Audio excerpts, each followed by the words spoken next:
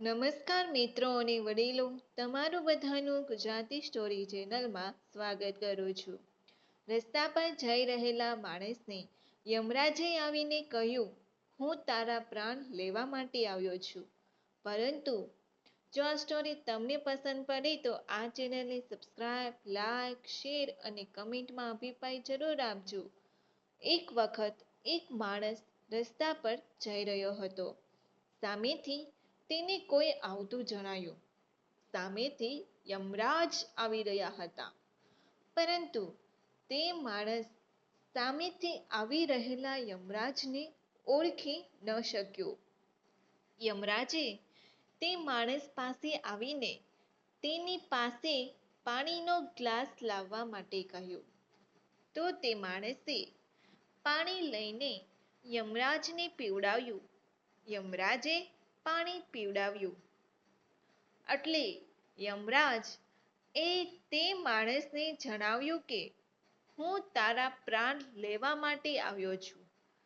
હું યમરાજ છું, પરંતુ તે મારી તરસ બુઝાવી છે. એટલા માટે તને હું એક તારા નસીબ બદલવાનો મોકો આપું છું. આટલું કહીને યમરાજે તેને એક ડાયરી આપી અને કહ્યું કે તારી પાસે 10 મિનિટનો સમય છે. આ સમયે અંદર તું જે પણ કંઈ લખશે તે સાચું થઈ જશે અને 10 મિનિટ પછી હું તારી પાસેથી આ ડાયરી લઈ લઈશ.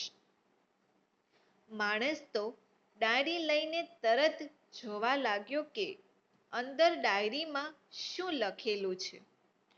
તો પહેલા જ ડાયરીમાં લખેલું હતું કે તે માણસના કોઈ પાડોશીને આકસ્મિક ધન લાભ થવાનો હતો, જેના કારણે તે કરોડપતિ બનવાનો હતો.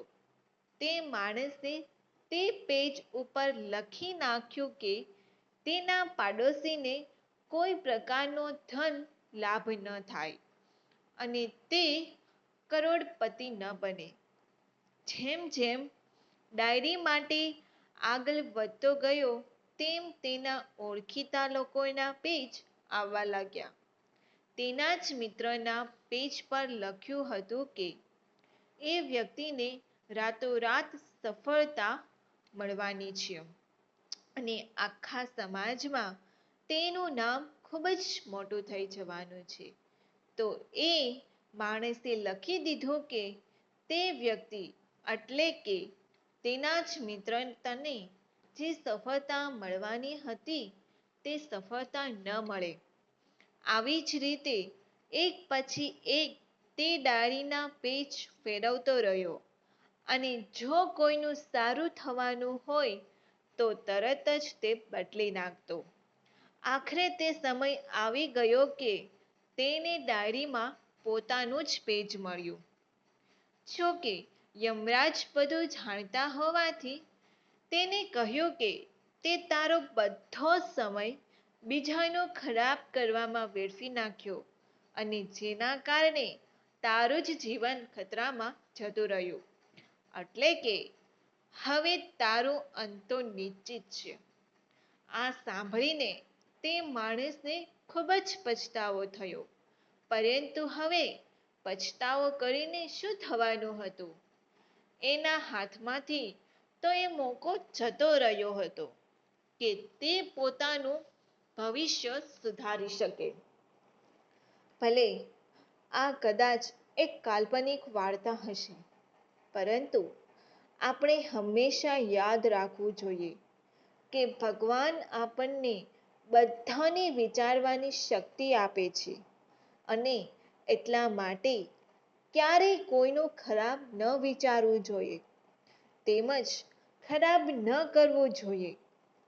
આપણે બીજાનું સારું કરીએ તો આપણું જીવન પણ સુખમય બની જાય છે અને ભગવાનની કૃપા પણ બની રહે છે. શું આ સ્ટોરી તમને પસંદ પડી? જો હા તો કમેન્ટ કરીને જણાવજો અને આ ચેનલને સબસ્ક્રાઇબ, લાઈક, શેર અને કમેન્ટમાં અભિપ્રાય જરૂર આપજો. સાંભળવા માટે તમારા બધાનો આભાર.